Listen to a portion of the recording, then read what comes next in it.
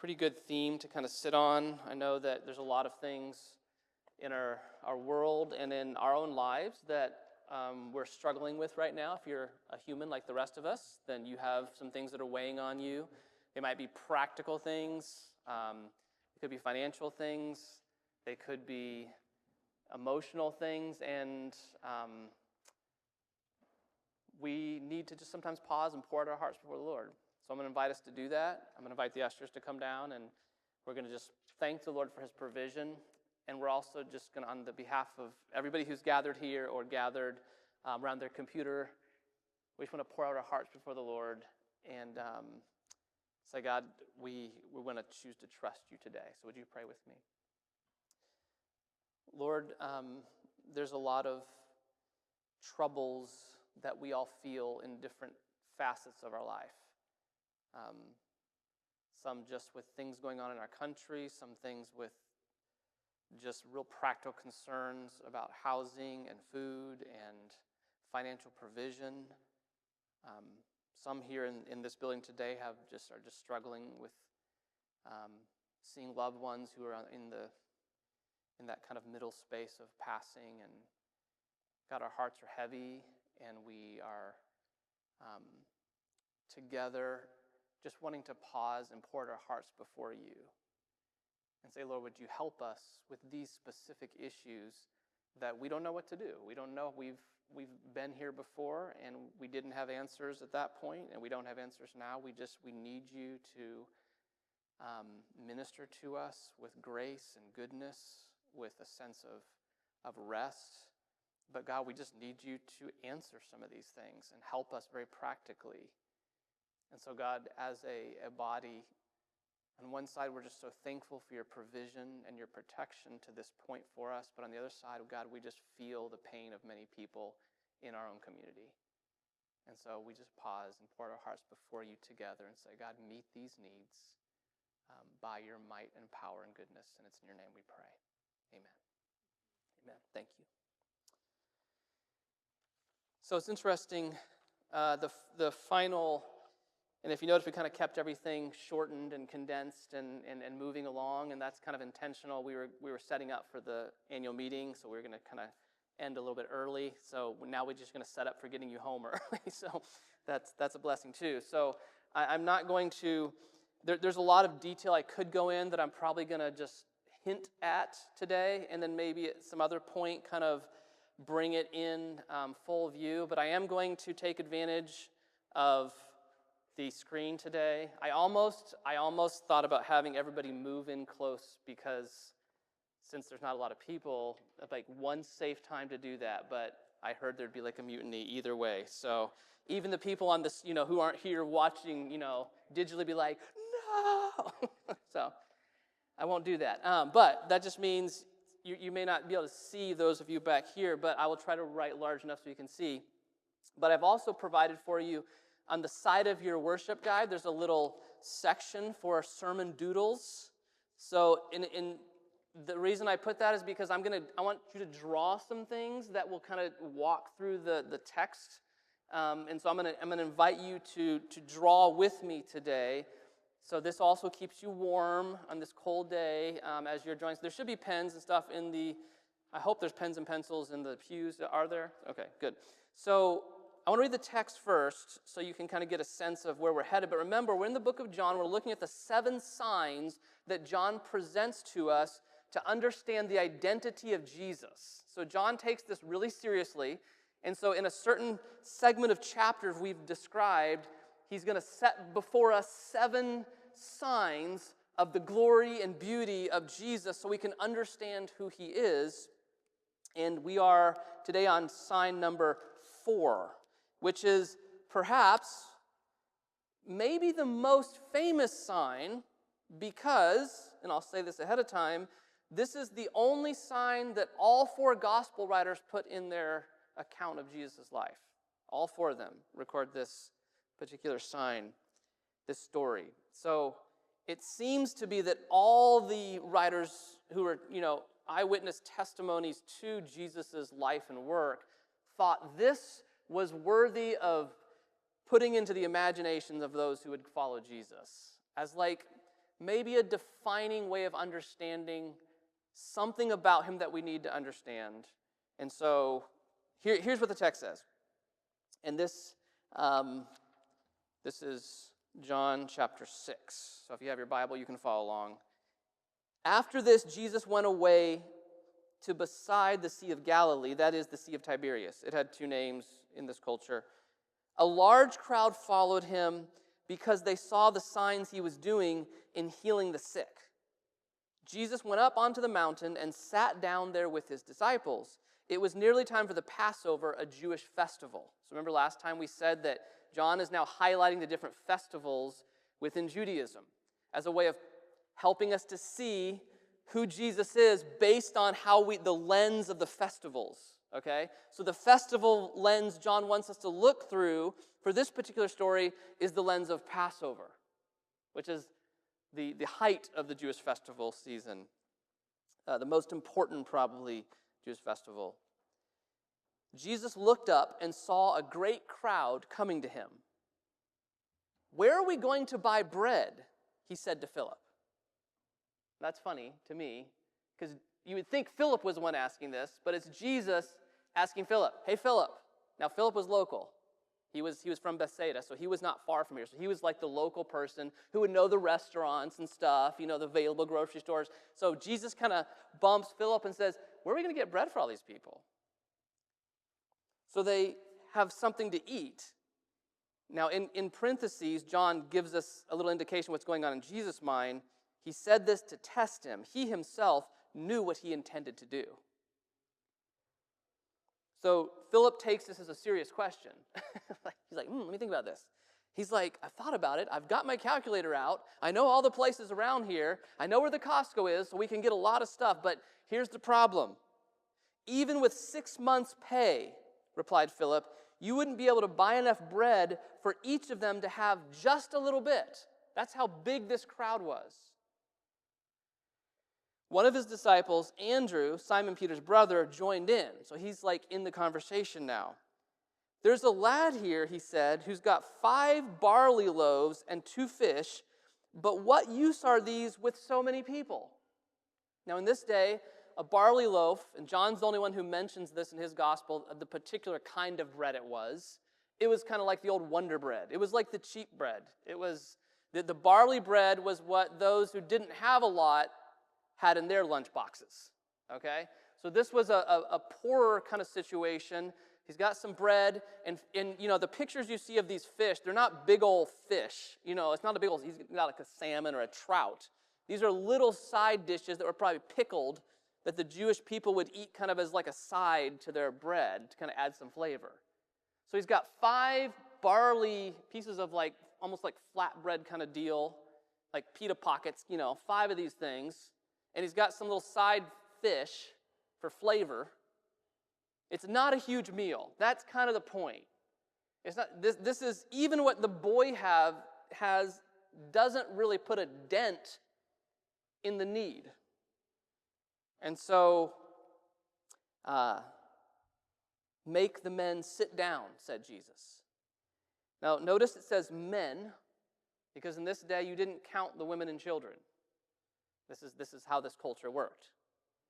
So you only are counting the men, and there's about 5,000, it says. There's a lot of grass where they were, so the men sat down. Now the reality was there was probably men, women, and children, 5,000 in all. So some estimates that scholars assume that there's probably at least 20,000 people here. 20, and maybe more. So Jesus took the loaves, gave thanks, and gave them to the people sitting down, and then did the same with the fish, as much as they wanted. When they were satisfied, he called the disciples. "Collect up the bits and pieces of leftover," he said, "so that we don't lose anything." So they collected it up and filled 12 baskets with broken pieces of the 5 barley loaves left behind by the people who had eaten. When the people saw the sign, now John wants us to see what the people are seeing, but they're going to see the wrong thing. When the people saw the sign that Jesus had done, they said, this is really the prophet, the one who has come into the world. So when Jesus realized, now when we hear that, we like, ooh, they get it. But here's Jesus' reaction. When Jesus realized they were intending to come and seize him to make him king, he withdrew again by himself up the mountain. So the people saw a political leader that could answer the great predicament of their life, which was Rome.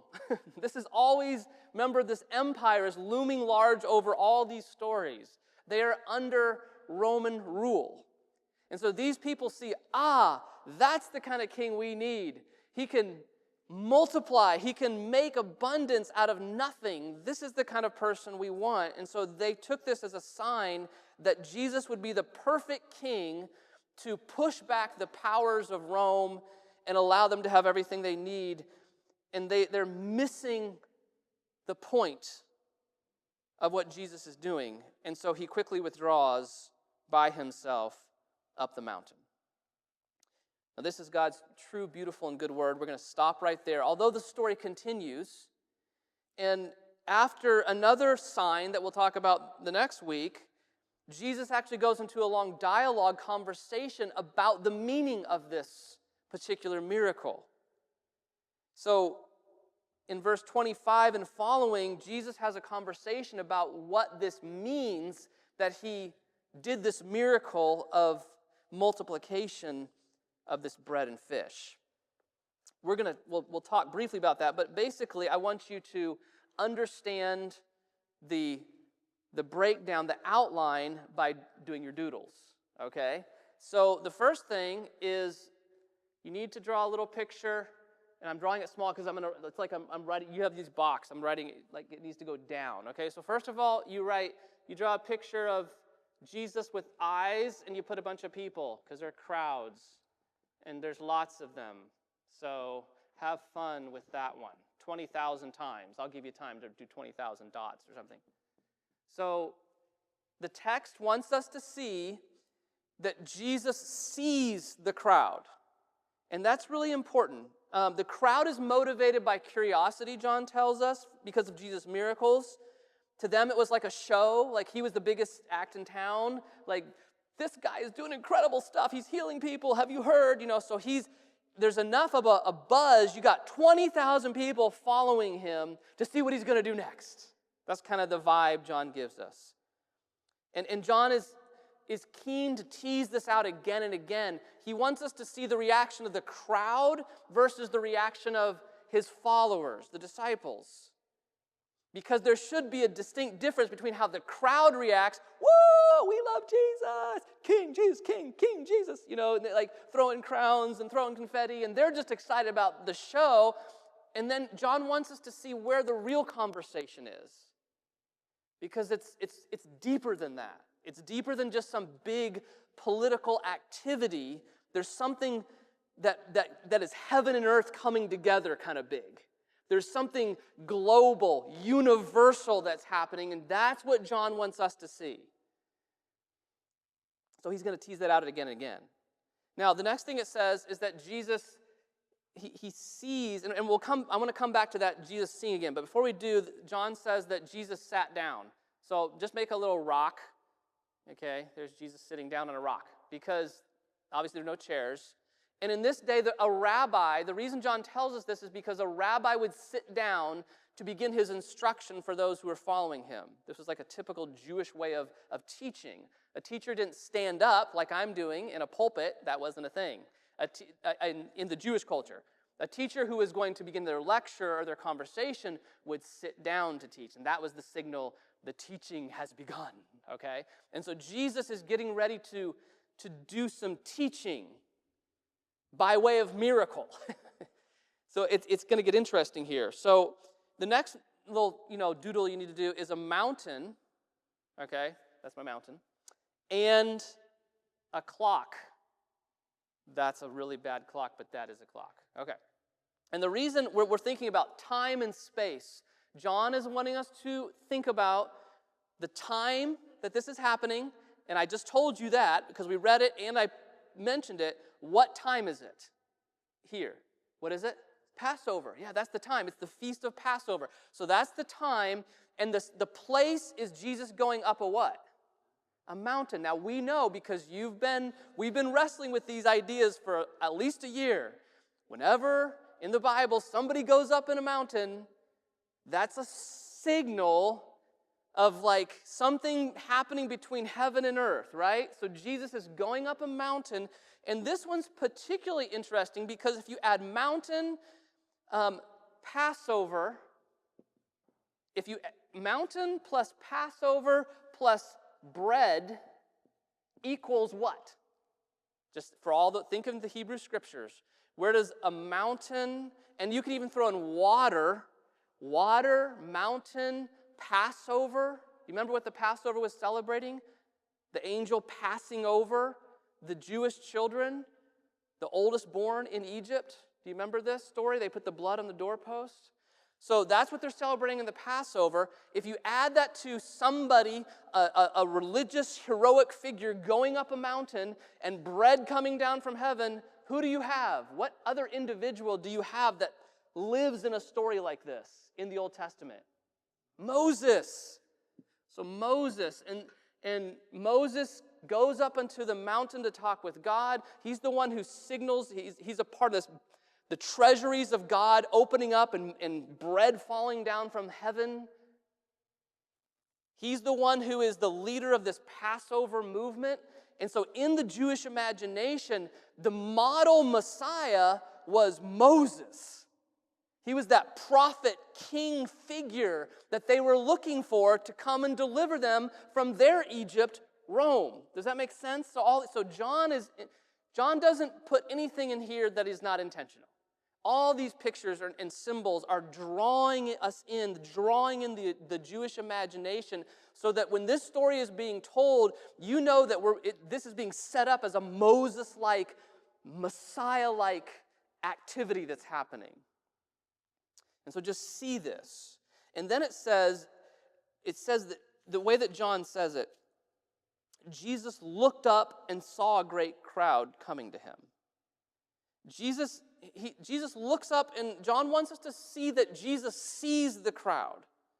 So again, the little doodle, you can just kind of put some eyes, because Jesus, and that's kind of weird to draw Jesus' eyes, but yeah. But John is pushing us to see this. Because when Jesus sees, he's not just taking in information. Oh, big crowd coming. That's not why, when the Bible says Jesus sees somebody, it wants us to note that he sees with eyes of knowing and compassion and wisdom. And usually when the Bible says, especially in the New Testament, the Gospels, Jesus saw the person, we know something's about to happen.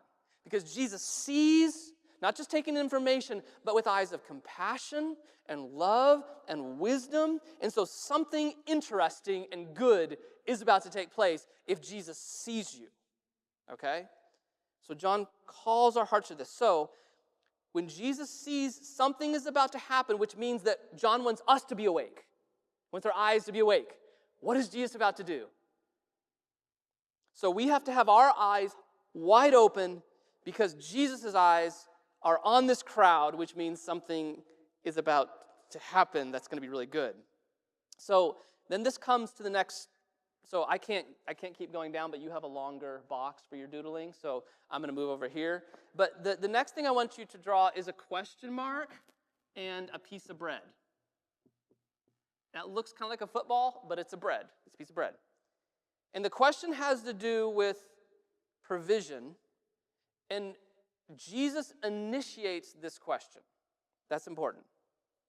Jesus initiates it because John tells us he's testing the disciples. So he initiates the question, and the question is not posed to the crowd, notice. It's to one local disciple, primarily, and then the other disciples probably eventually get in on it because Andrew jumps in. But here's what's happening, I think. Jesus is testing their ability to see the truth about who he is. This is always what's at stake for John. The question for John, for all these signs, is always the same. Who is Jesus and what is he capable of? Isn't that the question? Who is Jesus really? And if that's who he really is, get ready to have your mind blown because this is what he's capable of. Okay?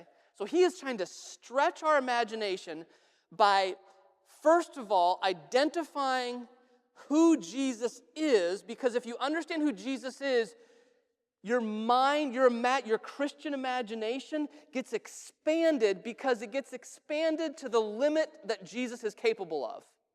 Does that make sense? So that's why we have a surprising Christian imagination, because the more accurately we identify and understand and embrace who Jesus is, we can't help but our imagination grow to the capacity of wherever Jesus' limits are, that's where it stops. Which means we have an unending ability for our imaginations to grow in the glory and the goodness of Jesus, because his capabilities are unending, if he is who John is saying he is. So that's why John continues to press this. Now, the next thing we're going to do is some math equations. So, regardless of your negative feelings toward math, how many of you, if I say the word math or algebraic equations or mixed fractions, it just kind of makes you sick to your stomach. You start to get a little nervous, your palms start to sweat again. Some of you are like, that was easy, but at least 50% of people, you just start mentioning those terms, and it's like, okay. So I'm not going into that kind of math that will scare people today. Okay, that's not what we're trying to do here. What I'm doing is I want you to see an equation that has to do with scarcity. This is kind of like a universal equation. And then I want you to see what happens when you put Jesus in the mix. And I want to use a mathematical kind of equation to do it. So, because this is what's at stake here. Jesus is asking questions about scarcity. We obviously don't have the resources or the ability here to feed 20,000 plus people. It's not possible. We have a little dude who brought 7 barley loaves and a couple of tiny fish on the side, little pickled fish on the side. What are we going to do with this crowd of hungry people?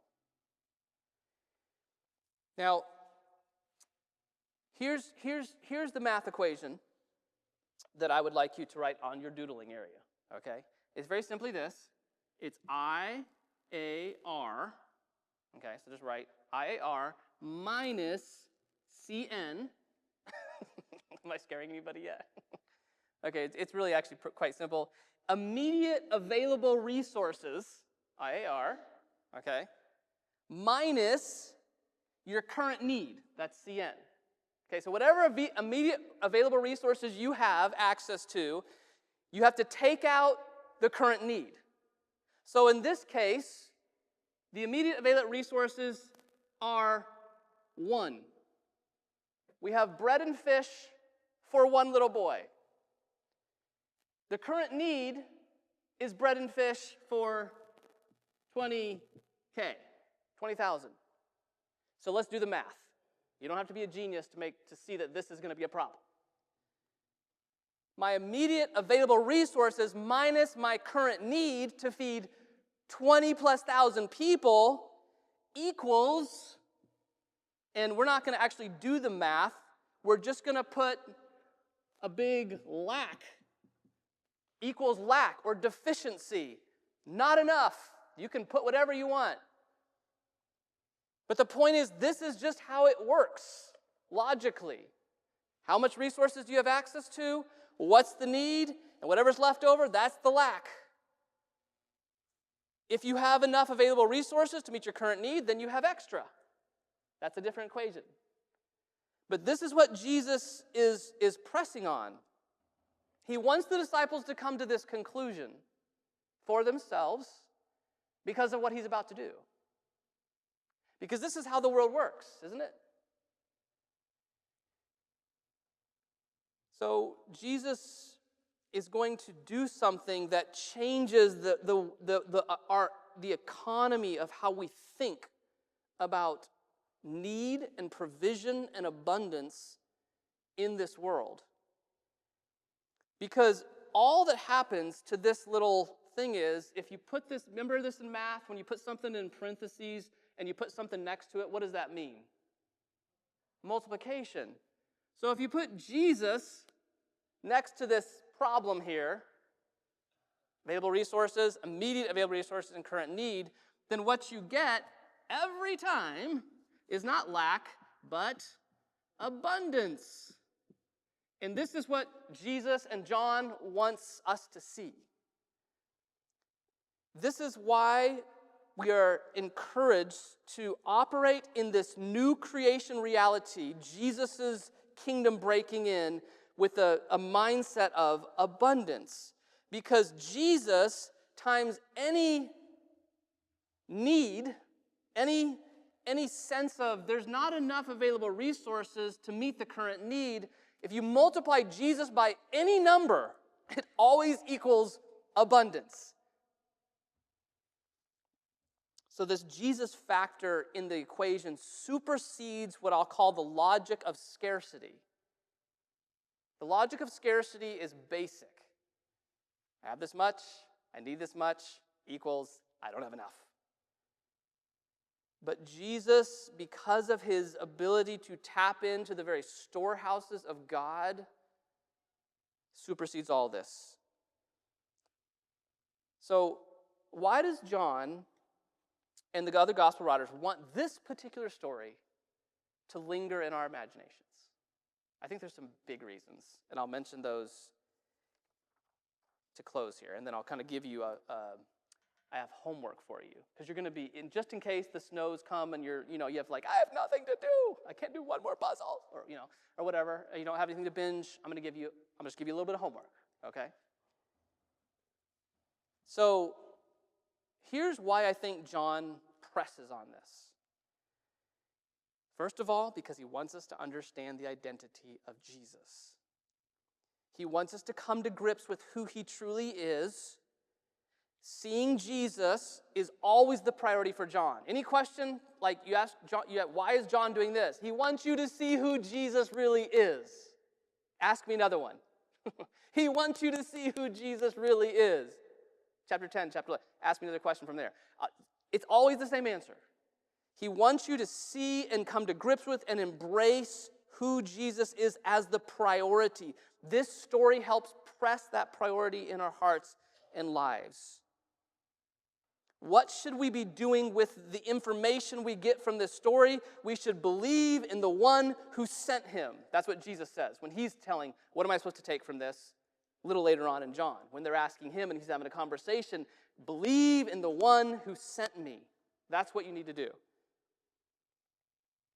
So this comes at the heels, so this is really cool. What Jesus says at the end of his, or in the middle of his conversation when the disciples are trying to figure out what this story means, that they saw, Jesus makes a really cool statement, okay? He says, I am the what? Okay, so yes, this is cool, this is good. In the book of John, there are 7 I am statements. The first one begins right here with this story. Jesus says, what do you think he would say if he just took bread and broke it so that every person, 20,000 plus, could eat? What would he identify himself in that story as? If he's talking to the woman at the well and he's getting water out of the well, he says, I am living, I am the water. I am water. You need water? Come to me. So if he's giving bread to everybody, what does he say? I am the bread. I am the bread of life. You think you need this bread so you can not be hungry for, a couple hours. I will take me into you and you will be satisfied forever. Do you see that? So this begins a list of 7. I am the bread of life. Christopher said another one. I am the way, the truth, and the life. Do you remember any other ones? I'll give you hints. I am the light of the world. Some of them are a little harder. I'm the gate for the sheep. That's one we don't really think of. But one maybe out of Psalm 23 that might ring. I am the... Okay, good. That's not one of John's, but that's another gospel. So yeah, you're pulling in. We could do more. I am the good shepherd. That one's really important in this story because he actually has everybody lay down in the green pastures. Do you notice that when John said there's green grass and everybody sit down? He was actually echoing back to Psalm 23. I am the way, the truth, and the life. I am the true vine. So there's 7 of these in John, beginning here with I am. And it's important that he uses these I am statements because that's what gets him in trouble when he starts saying I am, because that was the name of God himself in the Old Testament. That was the self-revelation of God. I am who I am, Moses. See all the tie-ins here? This is who God reveals himself to Moses to be, the I am that I am. And so Jesus comes along and says, I am. And everybody's like, oh, they knew what he was doing. And then he begins to link this. I am the bread of life. I am the light. I am the gate. And so this is what John wants us to see. He wants us to understand the identity of Jesus. And then John wants us to see that the provision of Jesus goes beyond the nature of earthly provision. In John 6:35, Jesus says, anyone who comes to me will never hunger again. Wait, we're talking on a different level then, right? Anyone who believes in me will never be thirsty. So we're not just talking about physical water or physical bread now. Jesus is using the little bread, the little barley bread that he's been, multiplying to make a bigger point about bringing Jesus into us. And I'm using the words because he's using these, like ingesting the reality of who Jesus is so that we can be filled to the full. This is something bigger than just an immediate, I'm hungry, I'm going to head over to, 5 Roman guys and grab a burger. You know what I'm saying? That was funny. So this is what John wants us to link on to understand. Also, the provision of Jesus is a kind of new creation of provision of life and joy and resource in God.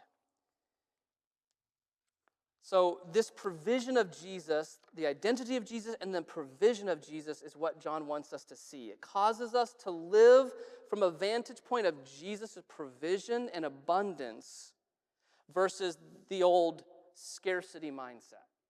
It flips it for us because we see what Jesus is truly capable of. So Jesus does a different kind of miracle here. Do you notice that what could Jesus have done? He could have done a different miracle. And I'm watching the time, almost done. What kind of miracle could Jesus have done? Like if you got 20,000 people that are hungry, what's a miracle he could have done besides giving out the barley bread from the little dude who didn't have very much and his little pickled fish? What could he have done? Okay, yeah, he could have done that. He could have been like, remember back in the Hebrew scripture, and the manna drops from the heaven. That would have been an interesting one. But let's even get more creative. What could he have just allowed to show up in their pockets, like everybody at the same time? Boing, money. Yeah, he could have just they were like, oh, what are we going to do for boing? Oh, whoa, I got money for food. I mean, that could have been one of the they could have headed down to the Hot Barley Ranch or Galunkin. That's the Galilee version of Dunkin' Donuts. But anyway, so they all would have gone away and done their thing. He could have done that, but that's not what he did. He also could have done an even crazier miracle. He could have just not made them hungry. You ever think about this? He literally could have just, boom. It's like, man, my stomach was growling a second ago, but I feel like I just ate a full-course meal. Unbuttoning their pants, and they're like, this is great. He could have done that. So there's a reason why he chose to use what was available, the little dude's pickled fish and barley loaves, and multiply it. There's a reason he does this. He wants us to see how provision works in the new kingdom. God takes what we already have, meager though it might be, and he is able to multiply it in a way that we could never imagine. So this is a part of the whole abundance mindset that this whole year we're going to be talking about, by the way. And that's why the homework comes in a different book in the Bible, and it comes in the book of 2 Corinthians. So here's your homework. So this is your last thing you have to write on the doodle. 2 Corinthians chapter 8 and 9. In 2 Corinthians chapter 8 or 9, if you were to say, Stephen, how do we live in light of Jesus' identity, who he is, and in light of his ability to abundantly provide from meager resources, how does a follower of Jesus now live with this idea, with their imagination stirred by this story? What would that look like? Well, I want to suggest to you that what it looks like is the story that you see Paul tell in 2 Corinthians 8, when a group of really poor Christians give generously out of their poverty. And so Paul goes on a 2-chapter conversation with the people at Corinth about why they should look at this poor, broken down, impoverished church in Macedonia and take up their example of what abundant living and generosity looks like. And in these chapters, in chapter 8 and 9, there's at least 8 principles of what living in abundance, in this vision of Jesus' ability to multiply looks like. So I want you, this is the homework, I want you to try to figure out what some of those principles are. What does it look like to live here and now in the brokenness of our world, in our lack, in abundance, with a heart of abundance, okay? So and then we'll come back to those and we'll kind of pull some of these out. There's at least 9, probably more principles that you'll find in 2 Corinthians 8 through 9 about what it looks like to live in abundance. So we have officially come to the end of our time. So I want to say to you, as we close out, for this year, I want to encourage us as a group of people to attempt in our lack, because we all have lack in some space, in the lack that we feel, to rethink about that in light of those little loaves and fishes. Like, this is what we got, and it's not enough. How do we begin as followers of Jesus to live with this attitude, this mindset of abundance in Jesus in the middle of our need and lack? What does that look like? And I think what happens, first of all, is that we have to, whenever we start doubting the reality of this new creation, breaking in abundance mindset, that's usually an indication we are not accurately seeing the glory and beauty and identity of Jesus. So that's where we start. We go back to the beginning and we say, "Great is your faithfulness, O God my Father. There is no shadow of turning with you. You don't change. Your compassion doesn't fail not." You see us. You see us with eyes of compassion and love and grace, and you're wanting to pour grace onto us. Great is your faithfulness, O God. And if Jesus truly is who he claimed to be, God, then we can say, great is your faithfulness, O Jesus. You see us. You are the very bread itself that fills us to the full, even when we lack and are at the end of our rope.